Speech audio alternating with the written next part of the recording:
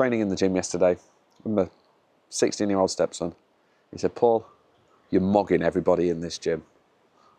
Still not sure what he means, but I take that as a compliment. The fat loss phase is over, done and dusted. 8 weeks long.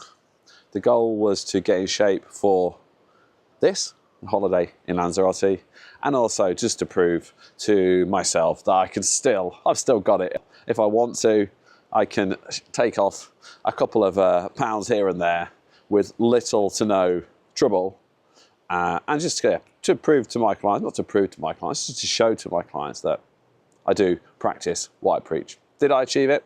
In this video, I'm going to tell you. It's not exactly going to be a big surprise. So, and you're not like, oh, did he achieve his fat loss goals or not? If you're watching it, you might care a little bit. But yes, I did achieve the goal that I set out to. There's a slight little hindrance at the end, which I'm going to go into a minute. But I set out to lose about 3 kilos, become visibly leaner, and I did exactly that. So to recap, I started 8 weeks ago, about 88 kilos, just over 88 kilos on the scales. And then when I weighed in this week, just before we came away, I was 85. That 85 was a bit of a false 85 because on the day that I weighed in for my final weigh-in, I was actually heavier than I was in the middle of the week. And it wasn't because I'd eaten more food, it's because I got a cold and I was full of snot and I could just feel my whole body was inflamed. So I knew that the weight on the scales wasn't a true reflection of actually how much fat I'd lost. If I was to weigh myself in now when I'm feeling good, which I haven't because we haven't got scales here, and if we had got scales here, you can't really compare 2 sets of scales. We should be able to, but you can't. I know that my weight would have been in the 84 kilos on the scales, but the weight on the scales, yes, it's a bit of an indicator, but also looking at the photos, my before pictures, which I'm going to put up on the screen now, and my current pictures. Well, I say current, I'm 3 days into my holiday when I'm recording this, and yes, there was a burger, which was enough for 2 people yesterday. There was beer, there was champagne, there was things going into my body, which wouldn't normally, maybe I'll edit that bit out. There was things, I was consuming things that I don't normally and haven't been, so my weight has probably gone back up again. The final pictures, you can see that I'm looking a lot leaner, and I was really pleased actually because I carry most of my weight around my back. You know, the love handles around the back, and you can really see from the pictures from behind that that's reduced quite a lot. The only downside is that my face was starting to get a little bit thinner than I like it, so I'm probably not going to remain the same weight. I'm probably going to go back up again to the 88 kilos because yes, I am happy with what I look like, kind of chest, definitely the abs, my abs, you can see them more, but it's not the be all and end all, is it? It's, you know, being a little bit heavier and looking a bit nicer, looking a bit better in the face when you're kind of mid-40s and beyond, in my opinion, is more important than being completely shredded around the midsection, because everyone looks at this, and if you're walking around and you catch a glimpse of yourself in the mirror and you think, Jesus, my cheekbones look a bit skinny, then, so that, granted, it is a nice problem to have, but yeah, I'll probably just jump back up and gain those 3 kilos, and I'll probably do that this week, to be honest. There's just some general observations of being in a calorie deficit over the last 8 weeks.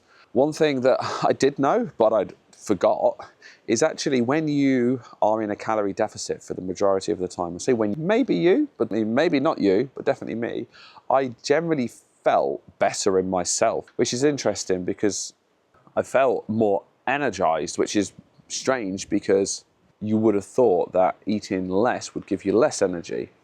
If you eat too little, then yes, over time your energy will drop down. But because I was eating an appropriate amount, my digestive system wasn't like overstrained, I wasn't feeling stuffed, wasn't feeling lethargic.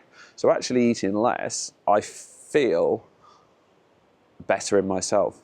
And that's one of the things that I'm going to be taking over from going forward.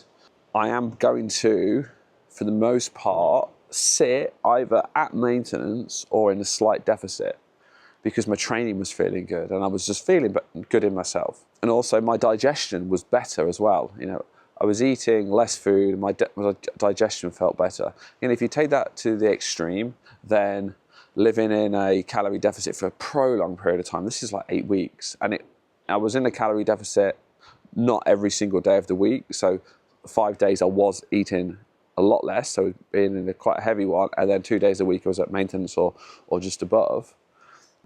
But yeah, if you're going to live in a prolonged calorie deficit for a long period of time, then it's going to have a negative effect on your energy levels. But for me, just having those few days, it felt good. So I'm going to carry that on. Overall, to increase my weight back up again, what I'm going to do is just, that calorie deficit is not going to be as big, and probably will eat more at the weekend. And that leads nicely onto a takeaway for you. It's okay getting down to a body weight that you're happy with. That's one thing. But maintaining it is a completely different ballgame for some people. And how I would suggest you maintain it is exactly what I just said then, is eat at a maintenance level or just below. When I say a maintenance, I mean an amount of food that isn't going to cause you to gain weight or isn't going to cause you to lose weight. It should be obvious, but might not be to everybody. So at a maintenance level or in a calorie deficit, Monday to Friday, and then let your hair down at the weekend, so you're balancing it out over the week. Because if you just throw your diet out and just go back to what you may have been eating before, if you have made some big changes in the diet, you're going to put all the weight back on again. But if you keep the same structure that you've just had on that diet phase, but just increase the overall amount of food you consume, you will naturally maintain weight. And that's how I suggest to all my clients. Keep it lower in the week and keep it higher at the weekend.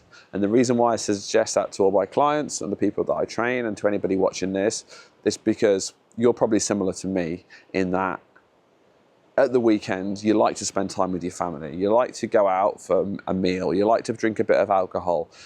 You don't want to have to be dieting 7 days a week or focusing on what you're eating too much at the weekend. And by having that lower calorie during the week and the slightly higher calorie at the weekend, you can have it all. You can have a physique that you're happy with and you're proud of. And then you can drink a bottle of champagne with your wife or husband or whoever it is you want to drink a bottle of champagne with at the weekend. So that's my first series on YouTube. The next series, whatever, the next season is going to be about training, about how you can be in the best possible shape in your 40s and 50s and beyond, but do it in a way that complements your life.